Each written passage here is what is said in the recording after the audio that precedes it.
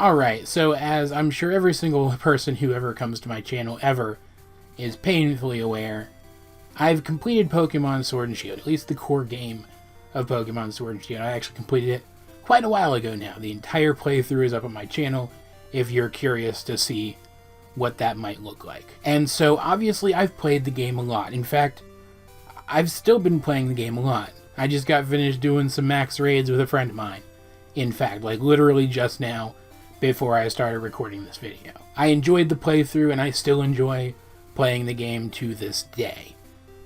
I feel like it's finally time to talk about the entire game, to review it as a whole, at least, again, the core game, as I feel like my opinions have been as fully shaped as it is possible for them to be fully shaped at this point. Couple things to remember. I am going to mention the DLC, but obviously I've not played the DLC yet because it's not out yet, not even the first one. So even though I'm going to mention it, I'm not going to really take it into account when reviewing the game, if that makes sense. Also, I'm not really going to be talking about graphics. I feel like, yes, there are parts of the game that could look better, but the parts of the game that are supposed to look good tend to look pretty freaking good. So I'm generally satisfied with them. And 3, I'm going to get a little preachy in this video. I apologize for that ahead of time. I'll try to relegate that more towards the end in case you guys want to skip it. That said, some of my initial opinions from my initial couple of videos on this game still, I think, hold up. But, for the most part, I have far fewer problems with this game than I thought I would. Now, to get the few negatives out of the way right out the gate, I still have a problem with the lack of the national dex. More so than that, though, I have a problem with the fact that it's very clear at this point that we were lied to regarding why the entire national dex isn't in the game, that it wasn't anything to do with having to model the Pokemon into the game. It wasn't anything to do with making the attack animations as good as they could possibly be for each individual Pokemon or anything like that.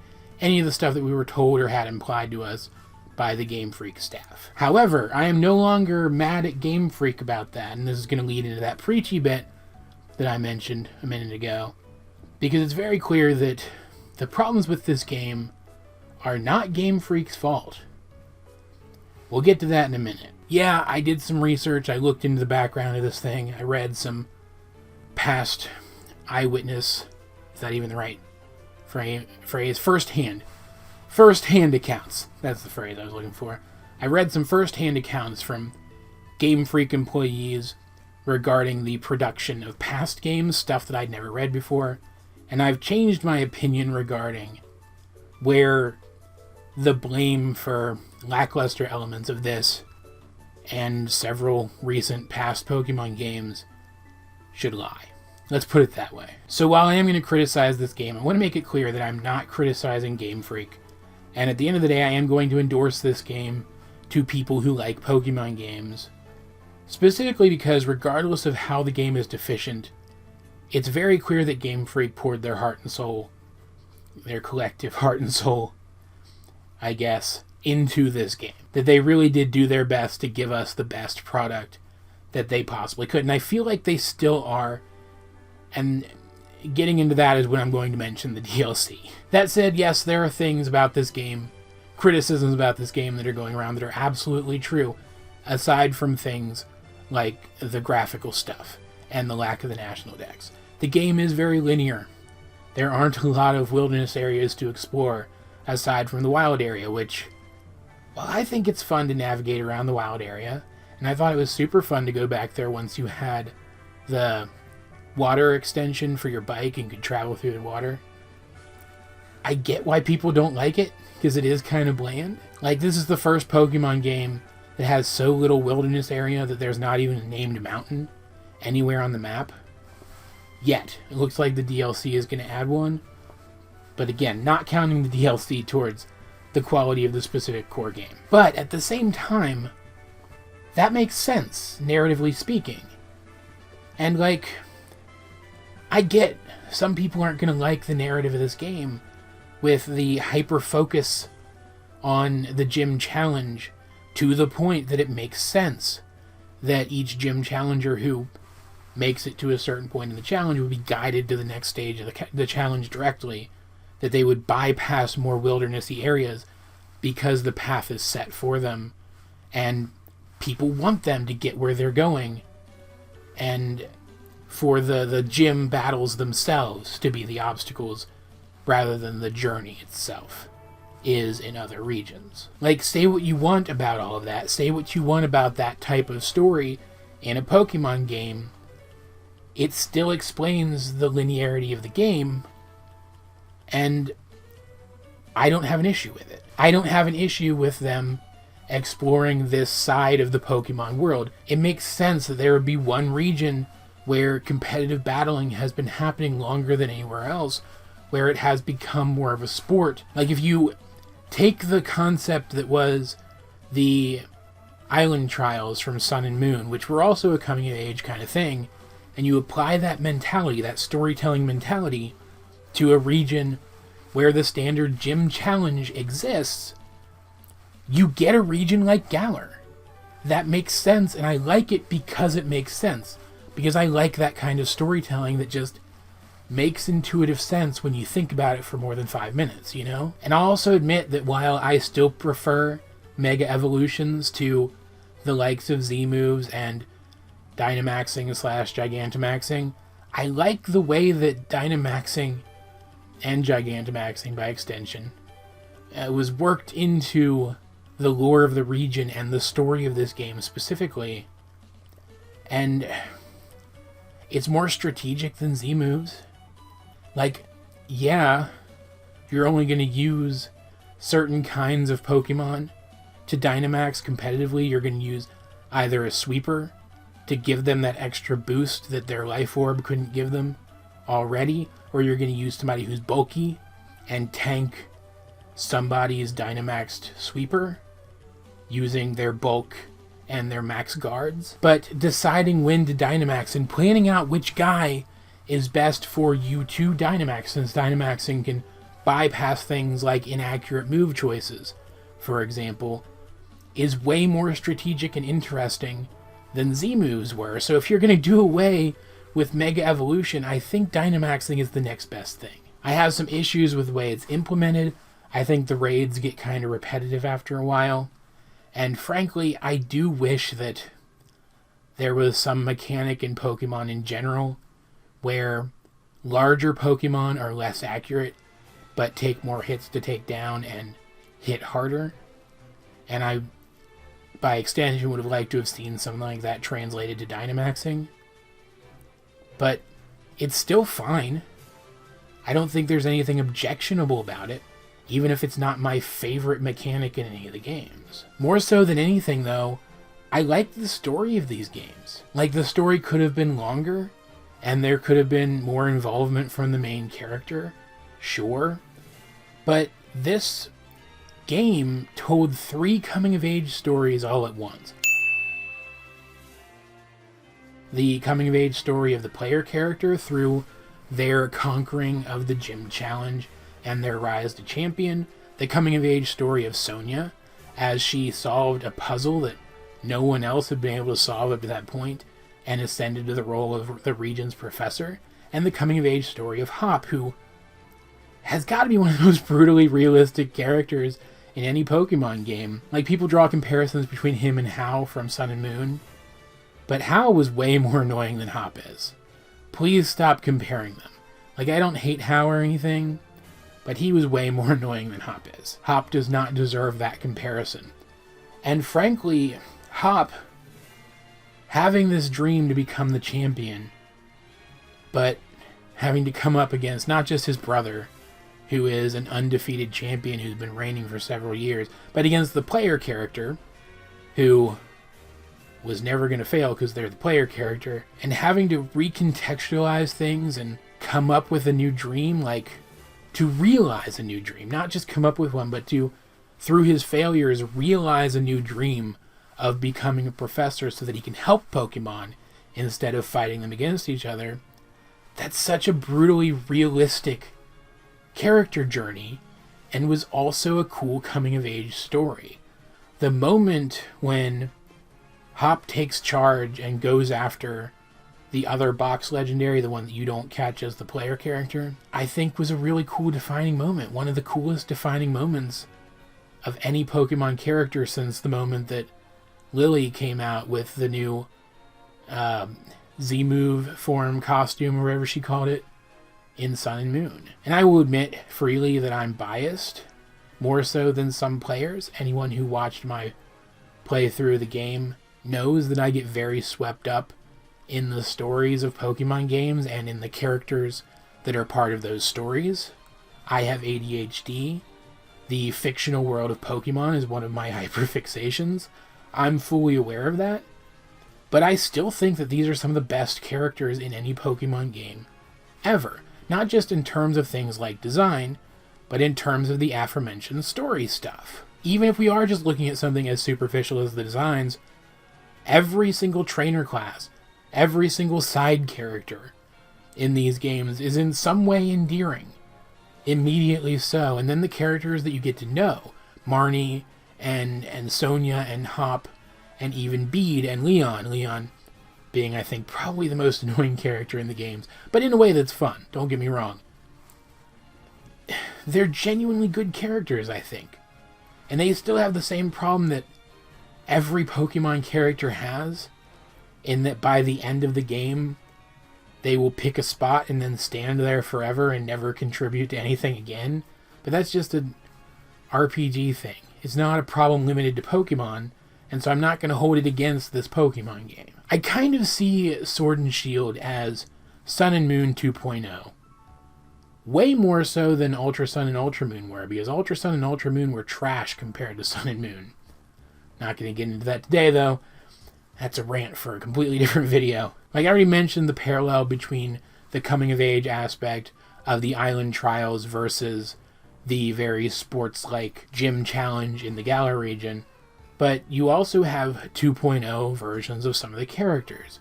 Hop is very much a blend of Lily and Hal, whereas Sonia and even Marnie and Bede, I think, to lesser extents, take some of the storytelling elements used in Lily's story in Sun and Moon and roll with them in different directions. There was even that extra element of the adult characters coming in and guiding you from time to time, and even taking certain characters under their wing and mentoring them, which felt very reminiscent of some of the stuff from Sun and Moon. And Sun and Moon, in terms of its storytelling, already felt like it had improved on the storytelling in X and Y, so this feeling like an improvement on top of that improvement, it seems like we're moving in the right direction here. I don't know, again, there are deficiencies here. I can certainly understand why people wouldn't like these games. I don't have those issues anymore. And by God, the games play fantastically. Even if you overlook things like the big dynamic stadium battles for each gym battle, combat in a Pokemon game has never been smoother than in these games. And it's never been easier to take any Pokemon you catch and make them competitive. At worst, it requires a few hours of grinding at the battle tower to get the bottle caps and the mints that you need to max out their IVs and get them the right stat spread. But it's not that bad. Not to mention that there are 2 full daycares in this game, which allow for faster breeding than ever before. So if you're trying to breed for IVs rather than grind for bottle caps at the battle tower, that's even easier too. And all of these things make sense in the universe of this game. With this region being so obsessed with the sport of gym battling, it makes sense that things like comprehensive daycares for strategic breeding and things like move rememberers would be more readily available to the characters in this game than they would have been to the characters of past games. It's a big, satisfying ball of a smooth interface. I'll say consolidated down move choices. I actually like that they cut some of the moves that they cut. Don't at me. And just general other quality of life improvements that make these games play smoother than any past games. Honestly, I think it's kind of ideal. I kind of feel like they can't really improve much from here. Like, every past game has been an improvement on the one before it in terms of the user interface and whatnot. But I've always been able to nitpick something, and I can't think of anything worth nitpicking here. It's just that good. And I know I said I wasn't going to take the DLCs into account, but I feel like I have to at least mention that even if you don't want to spend the $30 on the expansion pass, which gets you all of the DLC, and I'm like 90% sure there's going to be more than just the 2 that were announced. Even if you don't want to spend that $30, you're still going to get free updates that allow you to add the missing Pokemon back in. So the National Dex isn't actually gone. Because there's no way, even if we only get back 200 Pokemon from the DLC, that they're not going to add the rest back in as free updates later. So if your problem is the National Dex, yes, it should have been available the whole time if it was going to be available at all, but it's still going to be available. So I think it's not really an issue. And while we're on the topic of the DLC, I want to propose a theory. What if these games were always supposed to be broken up into parts? Maybe the original intention wasn't for those extra parts to come out as DLC, but what if this game was always supposed to be broken up into parts? One part being the very linear gym challenge part, which again, it makes sense for it to be that linear and its own, I'll say, part of the world in this particular region because of how much people invest in the specific gym challenge. And so likewise, it makes sense that the more exploratory parts of the game, the wildernessy parts of the games, would be separate sections of the map instead of sections that you cross through as you're completing the core story. So what if the game was always supposed to be broken up into sections, or the game world, I guess, would be a more appropriate way of putting it, with each of those sections having part of the complete Pokédex? That the intention was always for some Pokemon to be found during the main quest of the game, and others to be found in ancillary parts of the game. And that the DLC is just how they're realizing that. Would anyone actually have a problem with the game being broken into sections like that if we weren't having to get those extra sections as DLC? Because say what you want about DLC, I actually like it. I actually like effectively a new episode of the game coming out for me to return and play through later. Again, I totally get why people feel differently, but for me, it's just not a problem. And this is where I'm going to get a little preachy for a minute, because I genuinely think that Game Freak is trying to give us the best game that they can even today. I said that earlier, and I stand by it, because the more research I did into this problem being the fact that the game does feel a little incomplete regardless of what else I feel about it. But I did more research into that particular issue, and I learned a lot of stuff that I kind of half knew just through osmosis, but stuff that is far more serious than I ever realized that it is. And the fact of the matter is, this was not the game that Game Freak wanted to release. They had their timetable moved up, as is the pattern now with any Pokemon release, by the greater Pokemon Company, which has also been restricting how much Game Freak can expand its staff. So you have this overworked, understaffed company that has been forced to effectively release a new game each year. I understand why they had to cut stuff, at least initially. And what I think happened is, I think that having gone through this a couple of times before, knowing that the timetable would be kept at about a year, Game Freak designed the game to be broken up into different sections so that they could focus on the main section first, and then release the other sections as DLC so that they could give us the complete game as they envisioned it over time, obviously, but still give us the entire game as they envisioned it for less than us having to pay a full $120 to play through both games and get both experiences. We already know that the DLC is coming in lieu of a third version or a Redux version or a sequel version. They are the rough equivalent to that, so we already know that we're not going to have to pay another $60 to get, like, Sharp Sword and Dauntless Shield or something, and have to play through the games again and completely rebuild our teams. And so looking at it deductively, it seems like the DLC is Game Freak trying their best to compromise between what the Pokemon Company wants, i.e. short deadlines and more money beyond the initial release of the games, and what we want, more complete games without having to buy an extra version to get them.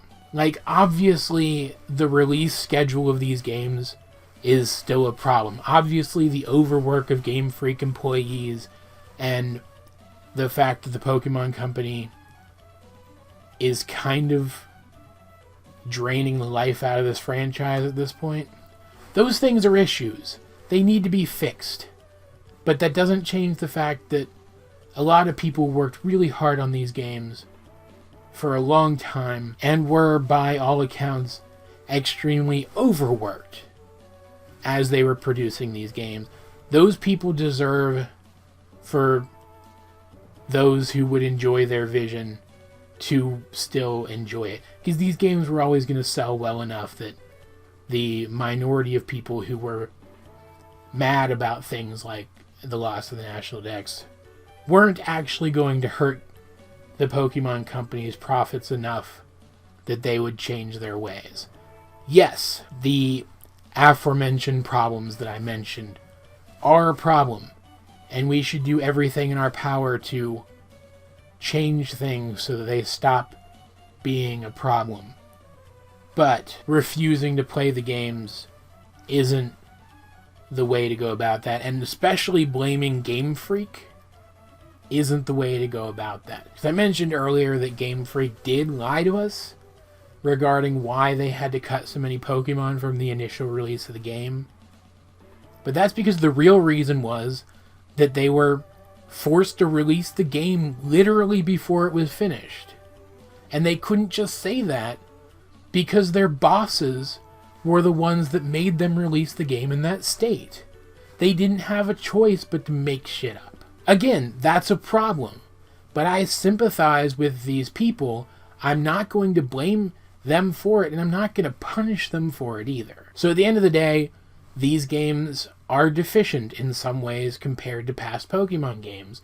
But at least for me, the fact that I know the games aren't over yet, that the story of these games isn't over yet, that we are getting more game down the line, coupled with all the stuff that was added, all of the quality of life stuff in particular that was added, is enough to offset the issues for me personally. And I think there are probably several of you out there who haven't checked these games out yet who would feel the same way that I do. So if what I've talked about here has swayed you even a little bit, maybe reconsider giving the games a shot. I mean, Pokemon Home's out now. It's a little buggy, more so for some people than others. But the bugs are already starting to get patched. It's not going to be a problem for long.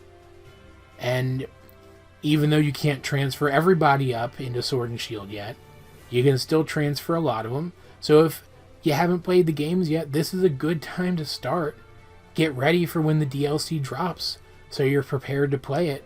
There's already kind of a mini DLC available anyway. There's a little teaser side quest, which teases the first of the DLC, that I think you can complete even before you've completed the story of the game. So there's a Pokemon you get during this little teaser side quest. You could use that Pokemon in your playthrough if you wanted to. I think. Don't quote me on that, but I'm pretty sure. So again, yeah, this is a good time to pick up the games if you haven't, and I do recommend them. I think they're pretty good. Heart Gold and Moon version are still the best games in the series, though. Hands down. I know this is going to be a controversial one, at least in general. I don't know if it's going to be among my specific viewers, but in general, this is going to be a controversial one. But I still want to know, what did you guys think of Pokemon Sword version or Pokemon Shield version? Or both, depending on which ones you've played. Let's get a discussion going in the comment section down below, or over my Discord, link in the description. And if you haven't yet and you think you might be interested in checking it out, check out my playthrough of Pokemon Sword version. I think I did a pretty good job with it. Either way, though, this has been AJ22, and I will talk to you guys later.